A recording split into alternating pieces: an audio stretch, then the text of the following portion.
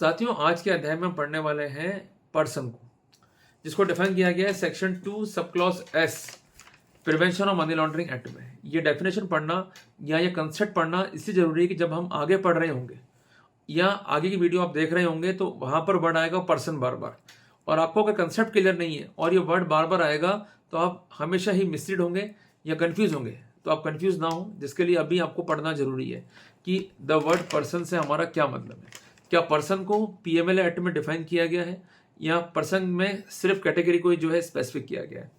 जैसा कि मैंने अभी आपसे कहा है कि पर्सन को केवल और केवल सेक्शन 2 सब क्लॉज एस में जो है लिखा गया है, बट डेफिनेशन यहाँ पर नहीं दी गई। इसमें एक बात कही गई है, इट इंक्लूड्स, क्या इंक्लूड है इसमें, एन इंडिविजुअल। मैं कौन हूं?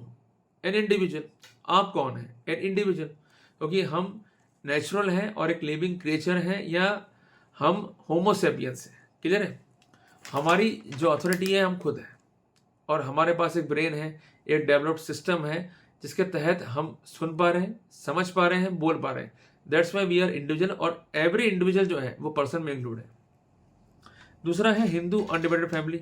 ये कंसेप्ट है बेसिकली हिंदूज के लिए। मैंने आपको हमेशा ही कहा है कि जो हिंदू हैं पहले एक संयुक्त परिवार में रहते थे, जिसमें उसके दादाजी या पिताजी या ताऊ जी या चाचा जी या अन्य लोग एक साथ मिलकर जो है व्यापार करते थे।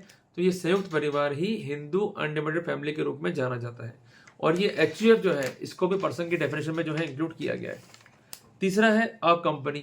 कोई भी कंपनी हो जो इनकॉर्पोरेट हुई है कंपनी एक्ट के तहत, उसको भी जो है इंक्लूड किया गया है। चौथा है फर्म, कि कोई भी फर्म हो, चाहे वो पार्टनरशिप फर्म हो चाहे एलएलपी हो, उसको भी पर्सन के डेफिनेशन में जो है इंक्लूड किया गया है। इसके अलावा है एसोसिएशन ऑफ पर्सन या बॉडी ऑफ इंडिविजुअल। भले वो इनकॉर्पोरेट हुई है या नहीं हुई है, इससे कोई फर्क नहीं पड़ता है, बट आपको एक बात समझनी पड़ेगी, अगर आप एलएलपी बनाते हैं तो वो एलएलपी रजिस्टर्ड सुयो मोटो होगी होगी। इसके अलावा अगर आप कंपनी बनाते हैं तो वो सुयो मोटो रजिस्टर्ड होगी होगी। पर अगर प्रॉपर्टीशिप कंसर्न है और जहां पर 10 से या उससे कम लोग हैं और एज एन एसोसिएशन या as a concern body of persons वो लोग काम कर रहे हैं, तो वहां पर उनका इनकॉर्पोरेशन आवश्यक नहीं है। जिस कारण लिखा गया है कि यदि वो एसोसिएशन ऑफ पर्सन है या बॉडी ऑफ इंडिविजुअल है, भले वो इनकॉर्पोरेट है या नहीं है, पर इसके बावजूद भी वो पर्सन में जो है उन्हें शामिल किया गया है।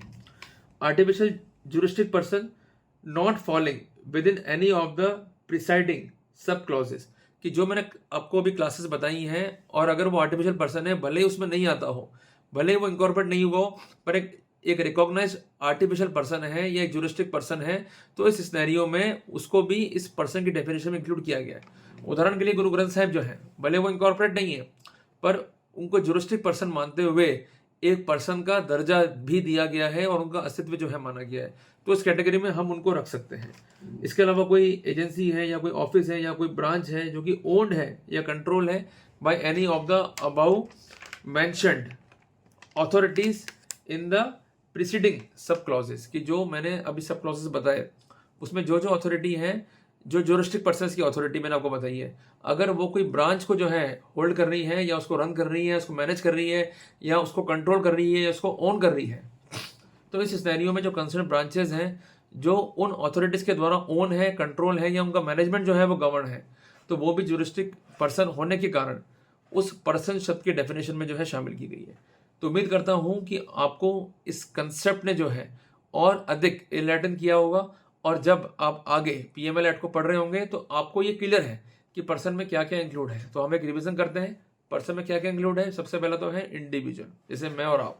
दूसरा है कंपनी, ठीक है जी। इसके नीचे है फर्म्स, जिसमें एलएलपी या पार्टनरशिप फर्म है। चौथा है एसोसिएशन ऑफ पर्सन, भले वो इनकॉर्पोरेट है या नहीं है, आम भाषा में कहेंगे हम प्रॉपर्टीशिप कंसर्न। क्लियर है? इसके अलावा इन सभी ज्यूरिस्टिक पर्सन की ब्रांचेस या वो सभी व्यक्ति जो आर्टिफिशियल पर्सन है, भले ही वो इनकॉर्पोरेट नहीं हुए हों, पर उन्हें ज्यूरिस्टिक पर्सन का दर्जा देते हुए उनके अस्तित्व को कानून में रखा गया है, जिसका एग्जांपल मैं आपको जो है दे चुका हूं। तो साथियों, उम्मीद करता हूं कि टॉपिक आपको समझ में आया, इससे आपको एनलाइटन किया। वीडियो को लाइक और शेयर जरूर करें। ऐसे अपडेट्स के लिए चैनल को सब्सक्राइब करें। मिलते हैं एक नए टॉपिक के साथ, तब तक के लिए जय हिंद, जय भारत।